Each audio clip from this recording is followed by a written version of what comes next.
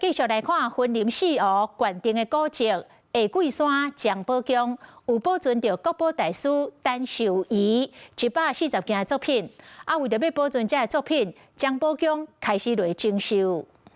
開工順利。四湖下桂山薑寶宮福世媽祖是在地的重要信仰中心，嘛收藏100多件珍貴的傳統藝術品。因為宮廟長期漏水，蛀蟲嘛真嚴重，為着保存陳壽儀大師的彩繪作品，會定來翻修薑寶宮。文化資產不是我們的負擔，而是我們雲林最珍貴的資產。這次張寶宮，我們也會做最嚴謹的修復的原則。文化觀光處講，文化資產是地方上珍貴的藝術，文管處會盡全力協助修復的工程，確保國寶的都會會當完整保存。這一邊的工程未做太大改變，會將廟的彩繪、展覽等作品定做色彩修復。期待呢，整個工程能夠順利圓滿成功。工程預計在117年3月完工，期待再現薑寶宮文化藝術的水。